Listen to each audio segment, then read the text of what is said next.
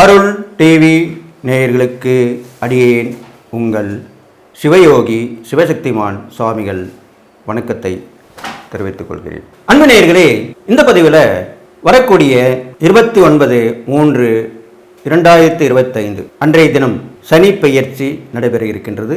திருக்கணித பிரகாரம் சனி பெயர்ச்சி என்பது 2.5 ஆண்டு காலம் பொறுத்து வரக்கூடிய ஒரு விஷயம். அதை மக்கள் அனைவரும் ரொம்ப எதிர்பார்ப்போடு இருப்பாங்க. எந்த பயிற்சியை விட சனி பயிற்சி தான் ரொம்ப எதிர்பார்த்திருப்பாங்க. நீண்ட காலமாக இருக்கக்கூடிய பயிற்சி அதுவே தான் ஆகும். அப்படிப்பட்ட அந்த சனி பகவானுடைய பயிற்சி இந்த தடவை மிகுந்த விசேஷமாக சொல்லப்படுகிற அளவிலே இருக்க போகிறது. ஏனென்றால் இது நாள் வரைக்கும் சனி பகவான் கும்பராசியிலே தன்னுடைய சொந்த வீட்டிலே இருந்து பயிற்சி ஆகும் பொழுது மீனராசிக்கு பயிற்சி ஆகிறார். மீனராசி என்பது குருவோடைய வீடு. குரு அவருக்கு பகை கிடையாது, நட்பு தான். அதன் பிரகாரம் அன்றைய தினம் சனிக்கிழமை வருவதும் மிகுந்த விசேஷமான பலனை தரக்கூடியதாக இருக்கும். அன்றைய தினம் உத்திரட்டாதி நட்சத்திரம் வருகிறது. அதுவும் சனியோட நட்சத்திரம் தான். இது மேலும் சனிக்கு பகவானுக்கு வலுவை கொடுக்கிறது.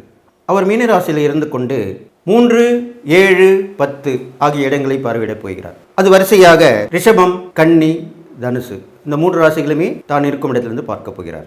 அவ்வாறு இருக்கும் பொழுது இந்த சனி பகவான் மீனராசிக்கு வந்த பிறகு என்னென்ன பலன்கள் ஏற்பட போகின்றது என்பதை பொது பலன்களாக இப்பொழுது பார்க்க இருக்கும். சனி பகவான் மந்தகதியிலே இயங்கக்கூடியவர். அவர் எப்பொழுதுமே ஒரு பயிற்சியாக ஒரு ராசியில் வந்து அமர்ந்த பிறகு சுமார் 6 மாத காலத்திற்கு அப்போதான் அவருடைய முழு பலனையும் கொடுப்பார்.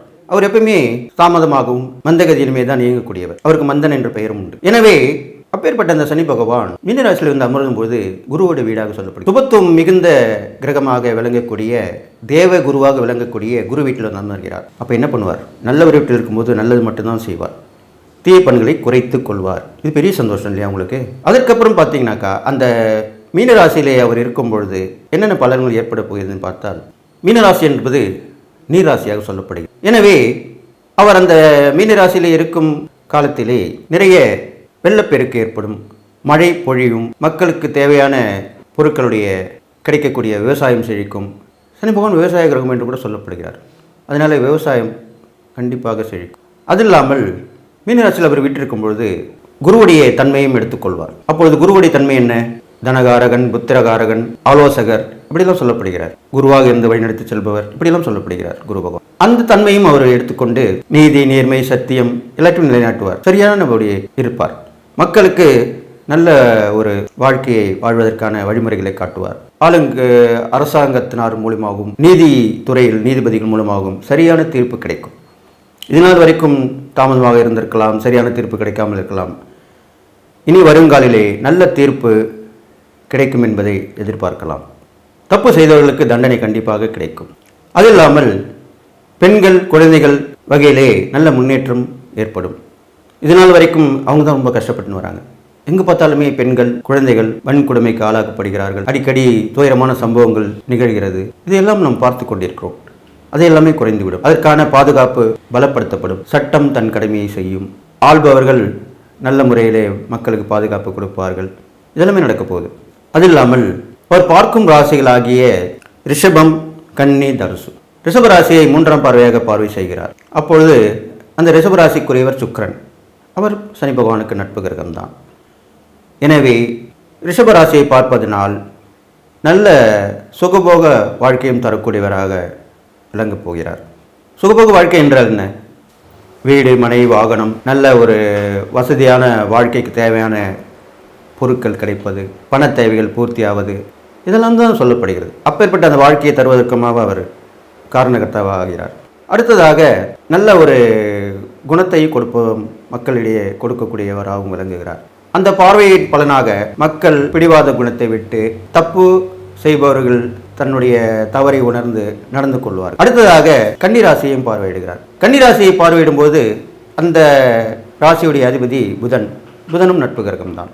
அப்பொழுது கன்னிராசியை பார்ப்பதினால் நேரடி பார்வையாக பார்க்கிறார். அப்பொழுது பெண்கள், குழந்தைகள் கண்டிப்பாக நலம் பெறுவார்கள். கல்வியிலே நல்ல வளர்ச்சிகள் கிடைக்கும். புதிய கல்விக் கொள்கை அறிமுகப்படுத்தப்படும். அதை ஏற்று மக்கள் பின்பற்றி வருவார்கள். இதில்லாமல் கல்வியிலே மட்டுமல்ல, அறிவியலும் கல்வியை சார்ந்ததுதான். அசுரத்தனமான வளர்ச்சி இருக்க போகிறது. புதியதான கண்டுபிடிப்புகள் ஏற்பட போகிறது. இது எவ்வாறு எனில் நீர் மூலமும் ஆகாய மூலமும் கண்டுபிடிப்புகள் நிறைய நடக்கும். இப்போ உதாரணத்துக்கு சொல்ல வந்தால் இப்போது சமீப காலமாக கேட்டிருப்பீங்க, ஏர் டாக்ஸின்னு வரப்போகுதுன்னு சொல்லியிருக்காங்க. ஏனென்றால் சாலையிலே நிறைய டிராஃபிக் ஜாம் ஆகுது, வாகனங்கள் விரைவாக செல்ல முடியவில்லை. ஒரு அவசரம் ஆபத்து என்று சொல்லும் பொழுது இந்த ஏர் டாக்ஸி கண்டிப்பாக பயனளிக்கும். இந்த மாதிரி கண்டுபிடிப்புகள் தான் அதிகமாக இந்த வருடத்தில் வரப்போகிறது. அது இல்லாமல் விவசாயம் செழிப்பதற்குமான கண்டுபிடிப்புகளும் அதில் ஈடுபட்டு நவீன விவசாயம் அப்படின்ற முறை புகுத்தப்பட்டு அதுவும் நல்லபடியாக வரப்போகுது. அதுவும் அல்லாமல் அனைத்து மகளிருக்கும் அனைத்து குழந்தைகளுக்கும் தேவையான நல்ல ஒரு வாய்ப்புகள் உருவாகும். அவர் சந்தோஷமாக இருப்பாங்க. இது மாதிரிலாம் நடக்கும். எல்லோரும் ஒற்றுமை உணர்வுடன் போராடி வருவார்கள். ஆன்மீகத்தில் ஈடுபாடு அதிகமாக இருக்கும். அடுத்ததாக 10ஆம் பார்வையாக தனுசு ராசியை பார்க்கிறார். அதுவும் குருவுடைய வீடு தான். அப்பொழுது அந்த தனுசு ராசியை பார்ப்பதினால் 10ஆம் இடம் என்று சொல்லப்படுகிறது. அப்பொழுது இதுநாள் வரைக்கும் வேலை இல்லாமல் இருந்தவர்கள், உழைப்பையே நம்பி இருந்தவர்கள், நல்ல உழைப்பு கொடுத்தும் அதுக்கு தேவையான உயர்வு இல்லையே அப்படின்னு இருந்தவங்களாம் நல்ல நிலைமைக்கு வருவாங்க. உத்தியோகஸ்தர்கள் மேன்மை அடைவார்கள். அது இல்லாமல் உடல் உழைப்பை விரும்பி ஏற்றுக்கொள்பவர்களுக்கும் நல்ல பலன் கிடைக்கும். அவர்களுக்கு எல்லாருமே உதவி பண்ணுவாங்க. இது மாதிரிலாம் நடக்கும். அது இல்லாமல் இன்சூரன்ஸ் அப்படின்னு சொல்கிறோம், அந்த துறை நவீனப்படுத்தப்பட்டு இப்போல்லாம் வந்து இன்சூரன்ஸை எல்லாருக்கும் கொடுக்கறதில்ல. அதெல்லாமே இப்போ கொஞ்சம் காலத்துக்கு அப்புறம் இந்த வருஷத்தில் நிறைய பேருக்கு வரப்போகுது. குழந்தைகள்லேருந்து முதியோர்கள் இருக்கும் அந்த இன்சூரன்ஸ் வரப்போகுது. முக்கியமான நேரத்தில் விபத்து, ஆபத்து, உடல்நிலை சரியில்லாமல் நேரத்தில் அது கண்டிப்பாக கிடைக்கும் அளவிற்கு பயன்படுத்தப்பட போகிறது. அதுவும் இல்லாமல் ஆயில், அயன், அதை இரும்பு சம்மந்தப்பட்டது, எண்ணெய் சம்மந்தப்பட்டது, இந்த வகையிலுமே நல்ல வளர்ச்சி உடையக்கூடிய அம்சமாக இருக்க போகுது. இதெல்லாமே விட நம் நாடு உயர்ந்து நிற்கக்கூடும். எந்த விதத்திலுமே மற்ற நாட்டுக்கு சரிசமமாக இருக்கக்கூடிய ஒரு விசேஷ தன்மை உள்ளதாக இருக்கப்படுகிறது. இப்படி சொன்னால் உங்களுக்கு தெரியும், வல்லரசு ஆவதற்குண்டான அறிகுறிகள் கண்டிப்பாக தென்படும். அதுக்கு தான் அப்படி சொன்னேன். இது மாதிரிலாம் இந்த பார்வை பலனில் வருது. இதெல்லாம் சொல்லிட்டு வரீங்களே, உடல்நிலை சம்மந்தப்பட்டது, ஆரோக்கியம், அதெல்லாமே நல்லதாக இருக்கும். இருந்தாலும் சில தொற்றுகள் கண்டிப்பாக ஏற்பட்டு அதன் மூலம் மக்களிடையே சில அசம்பாவித சம்பவங்கள் ஏற்பட்டு, துயர சம்பவங்கள் ஏற்பட்டு பின்பு விலகும், காப்பாற்றப்படும். அதுக்கும் மருந்து கண்டுபிடிச்சிருவாங்க. முன்னமே சொல்லியிருக்கேன், நீரிலும் காற்றிலும் பரவக்கூடிய தொற்று கண்டிப்பாக வரும். அதற்கு நீங்கள் மிகுந்த எச்சரிக்கையாக இருந்து வந்தால் கண்டிப்பாக அதிலிருந்து மீண்டு விடலாம். எல்லாருக்குமே நோய் எதிர்ப்பு சக்தி அதிகமாக இருக்கணும்னு சொல்கிறாங்க. அதுக்கு உண்டான உணவு முறையை நீங்கள் வளர்த்து கொண்டாலே போதும். கடைசியாக இந்த சனிப்பயிற்சியின் பலன் வந்து பார்த்திங்கன்னா எல்லா விதத்துலையுமே ஏற்றமாக இருக்க போது. கடுமையாக உழைக்கிறவங்க, போராடுறவங்க, நல்லா கேட்டுங்க, போராடுபவர்களும் உழைப்பவர்களும் நல்ல நிலையில் இருக்க போகிறார்கள் இந்த வருடத்தில், இந்த சனிப்பயிற்சி நேரத்தில் என்று சொல்லி எல்லாருக்கும் எல்லா நலமும் பெற்று வாழணும்னு சொல்லி வாழ்த்தி இந்த சனிப்பயிற்சி பலன் பொது பலனை எதிர்ப்புடன் நிறைவு செய்கிறேன். அடுத்ததாக 12 ராசிகளுக்கு உண்டான சனிப்பயிற்சி பலனை சொல்லப் போகிறேன். அதை நீங்கள் கவனமாக கேட்டு எல்லா நலமும் பெற்று வாழணும்னு சொல்லி வாழ்த்தி இப்பொழுது ஒவ்வொரு ராசிக்கு உண்டான பலனை சொல்லப் போகிறேன். நன்றி, வணக்கம். விருச்சிக ராசி அன்பர்களே, இந்த சனிப்பயிற்சி பலன் பார்க்கும் பொழுது உங்களுக்கு இது நாள் வரைக்கும் அர்த்தாஷ்டம சனியாக இருந்து வந்தார். அந்த சனி பகவான் இப்போது 5ஆம் இடத்துக்கு பயிற்சியாகி பஞ்சம் சனி என்ற பெயரோடு விளங்கப் போகிறார். அப்போ கண்டிப்பாக நீங்கள் நிம்மதி பெருமிச்சு விடணும். ஏன்னா அஷ்டம சனியில் பாதி தானே அர்த்தாஷ்டம சனி, அது விலகிடுச்சுக்கணும். 5ஆம் இடத்துல இருந்து கொண்டு அந்த சனி பகவான் உங்கள் ராசிக்கு 2ஆம் இடம், 7ஆம் இடம், 11ஆம் இடம், இந்த 3 இடத்தையும் பார்க்குறாரு. அப்போது இருக்கும் இடத்து பலனும் பார்க்கும் இடத்து பலனையும் இப்போ சொல்ல போகிறேன். அதுக்குண்டான பலாபலன்களை சொல்ல போகிறேன். கவனமாக கேட்டு தெரிஞ்சுங்க. இதனால் விளைக்கப்பட்ட கஷ்டங்கள் எல்லாமே உங்களுக்கு விலகிடும். வீடு பிரச்சனை, கட்டி போக முடியாமல் இருந்தது, வீடு கிடைக்காமல் இருந்தது, இடம் வாங்கி போட்டதில் விஷயம், அத்துமீறல்கள்,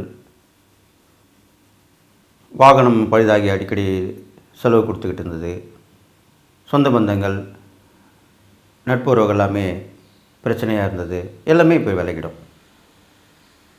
கண்டிப்பாக விலகிடும். அந்த 5ஆம் இடத்து பலன் பார்க்கும் பொழுது நீங்கள் என்ன பண்ணுறீங்கன்றதை மற்றவங்களுக்கு தெரிவிக்கக்கூடிய சூழ்நிலை இப்போ வந்து நேரங்காலம் வந்திருக்கு. நீங்கள் உங்களுடைய திறமைகள் வெளிப்படும். மக்கள் மத்தியில் செல்வம், செல்வாக்கு, அந்தஸ்து பெறுவீங்க. எது இருந்தாலும் யோசனை பண்ணி செய்வீங்க, கண்டிப்பாக நான் சக்ஸஸ் ஆவீங்க. நின்று நிதானித்து யோசித்து செய்யக்கூடிய விஷயங்கள் கண்டிப்பாக நற்பலனை கொடுக்கும்.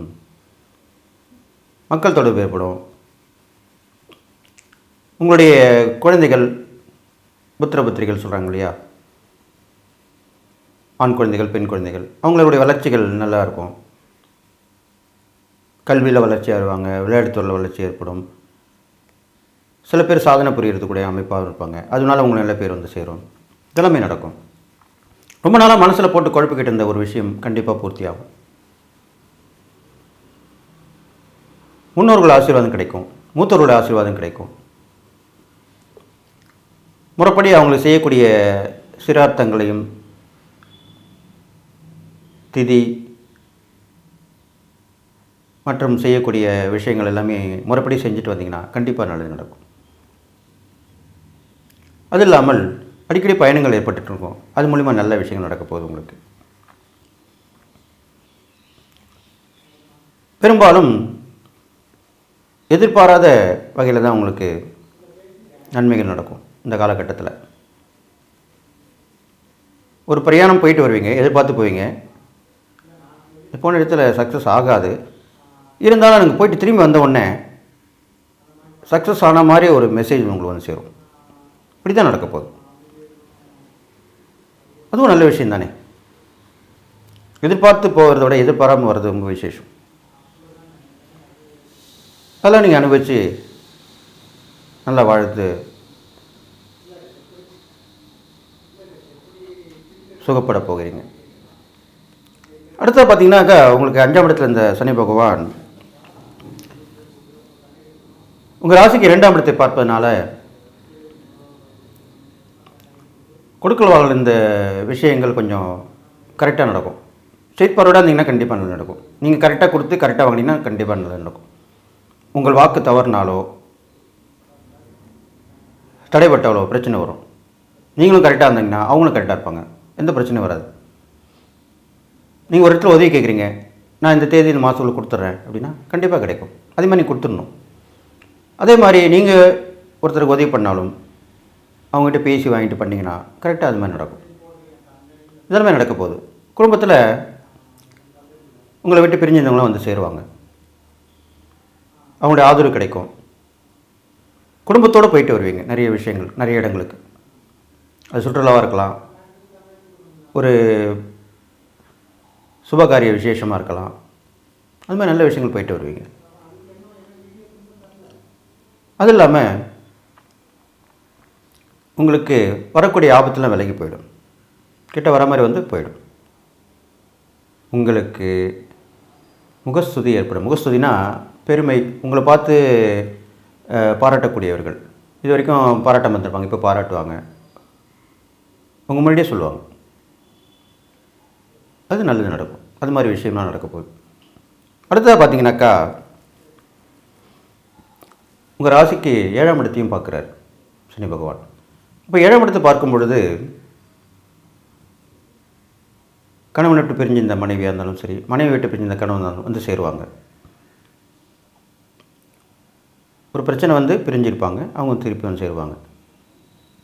இல்லை என்றால் ஒரு பிரச்சனை வந்து இந்த சனி பயிற்சியிலே தற்காலிகமாக பிரிஞ்சு திருப்பி சேரத்துக்கு உண்டான வாய்ப்புகளும் இருக்குது. அப்படி தான் நடக்கும். அதே மாதிரி தான் உங்களோட இருக்கிற கூட்டாளிகளுக்கு, பங்குதாரர்கள் எல்லாருக்குமே இப்படி தான் நடக்கும். பிரயாணங்கள் தொடர்ந்தபடி இருக்கும். அந்த பிரயாணத்து மூலம் லாபங்கள் கிடைக்கும். சில விஷயங்களில் தடைகள் தாமதங்கள் ஏற்பட்டு அதுக்கப்புறம் சரியாயிடும். இது மாதிரிலாம் நடக்க போகுது. அடுத்ததாக செய்யக்கூடிய விஷயங்களுமே கொஞ்சம் ஓரளவுக்கு லாபகரமாக தான் இருக்க போகுது. இது வரைக்கும் லாபத்தையே பார்க்கல நினச்சிருந்தவங்களுக்குலாம் லாபம் கிடைக்கும். அதை வச்சு இன்னொன்று பண்ணலாம், செய்யலாம் அப்படின்னு தான் நினைப்பீங்க. பெருவுடைய ஆசீர்வாதம் கிடைக்கும், பிரபலமானவங்களின் நட்பு கிடைக்கும். அது இல்லாமல் கேட்ட இடத்துலமே உதவிகள் கிடைக்கும். இது மாதிரி ஒரு சூழ்நிலை கண்டிப்பாக நிலவும். பிரசித்தி பெற்ற சனீஸ்வர ஸ்தலங்களுக்கு போயிட்டு வரலாம். உங்களுக்கு பஞ்சம சனியாக இருக்கிறனால நிறைய பயணங்கள் ஏற்படணுன்றது ஜோதிட விதி. அப்போது கோவில் குளம் அப்படின்னு போயிட்டு வந்து நேர காம்பாவன் அப்படின்னு சொல்லுவாங்களே, கேள்விப்பட்டிருக்கீங்க. அது உங்களுக்கு தான் பொருந்தும். இப்போது நிறைய கோயிலுக்கு போயிட்டு வருவீங்க. அந்த கோயிலில் குளம் இருக்கும், அந்த குளத்தில் நீராடுவீங்க, தரிசனம் பண்ணிட்டு வருவீங்க. இதெல்லாமே நன்மை தானே, உங்களுக்கு புண்ணியம் தானே சேருது. பேங்க் அக்கௌண்ட்டில் புண்ணியம் சேர்கிற மாதிரி தானே, பணம் சேர்கிற மாதிரி உங்களுக்கு புண்ணியம் சேரும். நிறைய கோயில் போயிட்டு வருவீங்க, அங்கங்கே உள்ள கோயிலில் உள்ள குளத்தில் நீராடி மகிழ்வீர்கள். அதனுடைய சக்தி கிடைக்கும், அதனுடைய சூட்சமான விஷயங்கள் நடக்கும், இது மாதிரி நடக்கும். அது இல்லாமல் எதிர்பார்த்த விஷயங்களுமே ஏற்றமாக இருக்க போகுது. உங்களுக்கு மக்கள் மத்தியில் இருக்கிற செல்வாக்கு உயர்ந்து காணப்படும். பெரியவங்களுடைய ஆசீர்வாதம் கிடைக்கணும், அவங்க போய்ட்டு கேட்டு நினச்சிட்டு ஜீவசமாதி தரிசனம் உங்களுக்கு ரொம்ப உயர்ந்ததாக சொல்லப்படுது. அங்கே போய் தியானம் பண்ணிட்டு வரலாம், ஜீவசமாதி தரிசனம் பண்ணலாம், மகான்கள் தரிசனம், சித்தர்கள் தரிசனம், இப்படிலாம் பண்ணிட்டு வரலாம். இப்போலாம் அந்த காலத்தில் எங்கே எந்த சித்தர் இருக்கார், எந்த மகான் இருக்காருலாம் கண்டுபிடிக்கிறது ரொம்ப கஷ்டமாக இருந்தது. இப்போ விஞ்ஞான வளர்ச்சியில் எங்கெங்கே என்னென்ன இருக்காங்கன்றலாம் கண்டுபிடிக்கப்படுகிறது. அப்போ அது மாதிரி போயிட்டு வரலாம். நீங்கள் அங்கே போய் அமர்ந்து தியானம் பண்ணிட்டு வரலாம், அவங்க உட்காந்து உங்களுடைய கோரிக்கை சொல்லிட்டு வரலாம். கண்டிப்பாக போன உடனே வந்துடக்கூடாது. நம்ம கோயிலில் போகிற மாதிரி போயிட்டு கும்பிட்டுட்டு அர்ச்சனை பண்ணிட்டு ஒரு சுற்றி விழுந்து கும்பிட்டு வந்துடுவேன், அந்த மாதிரி கிடையாது. ஜீவசமாதி தரிசனம் என்பது ரொம்ப உயர்ந்த வழிபாடாக சொல்லப்படுது. அங்கே இந்த உடல் அழிந்தாலும் ஆத்மா அங்கே நிலவிக்கிட்டே இருக்கும். அதனால் அதனுடைய அருள் கண்டிப்பாக நம்மளுக்கு கிடைக்கும். நல்ல ஆத்மாவாக தான் ஜீவசமாதியாக ஆக்க முடியும். அப்போது அந்த நல்ல ஆத்மாவுடைய அருளாசி கண்டிப்பாக உங்களுக்கு கிடைக்கும். அதற்கு நீண்ட நேரம் அமர்ந்து வரணும், குறைஞ்ச ஒரு அரை மணி நேரம் இருந்துட்டு வரணும். தியானம் பண்ணிட்டு வரலாம், ஊதுவத்தை ஏற்றி வைத்து விட்டு வணங்கி வரலாம். பெருசாக ஒன்றும் வழிபாடு கிடையாது. பழங்கள் கொடுக்கலாம், பழங்கள் தானம் செய்து வரலாம். வெளியில் வந்த பிறகு கண்டிப்பாக அன்னதானம் பண்ணிட்டு வரணும், உங்கள் சக்திக்கு ஏற்றபடி பண்ணிட்டு வரலாம். இதெல்லாம் நல்லா நடக்கும். இது மாதிரி பண்ணிட்டு வந்தீங்கனாலே இந்த சனி பயிற்சி நீங்கள் தாண்டி வந்துடுவீங்க. எல்லா வகையிலுமே உங்களுக்கு ஏற்றமான வாழ்க்கையாக தான் அமைய போகுது. இதனால் வரைக்கும் எந்த ஒரு ஏக்கம், ஒரு மனசில் ஒரு ஆதங்கமாக இருந்த விஷயம் எல்லாமே நடந்தபடியாக நடக்கும்.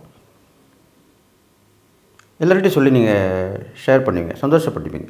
எனக்கு நடக்காத விஷயம் நடந்தது, ரொம்ப விசேஷமாக இருக்குது, நல்லா இருக்குது, பரவாயில்ல, அப்படி தான் சொல்லுவீங்க.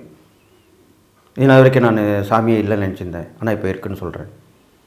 இதனால் வரைக்கும் எந்த ஒரு சக்தியுமே இந்த உலகத்தில் இல்லைன்னு நினச்சிட்டு இருந்தேன், இப்போ கண்டிப்பாக இருக்குது அந்த சக்தி அப்படின்னு நிற்பீங்க. அவரவர்கள் உணரும்போது தான் அந்த விஷயம் கண்டிப்பாக நடக்கும், நடந்தேறும், வெளிப்படும், எல்லோருக்கும் சொல்லப்படும்.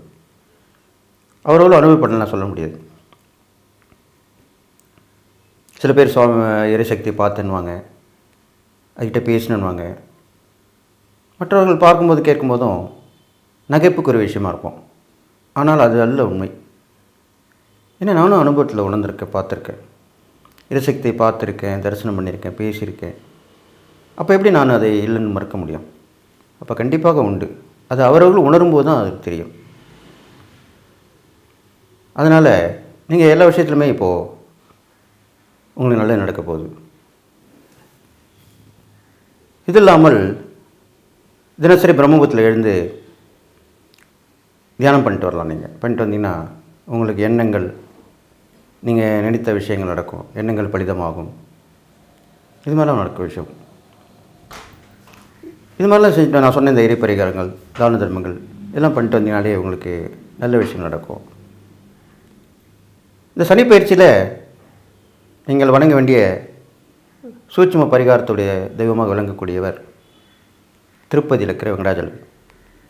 இந்த விருச்சிகராசிக்காரங்கள் இந்த சனி பயிற்சியிலே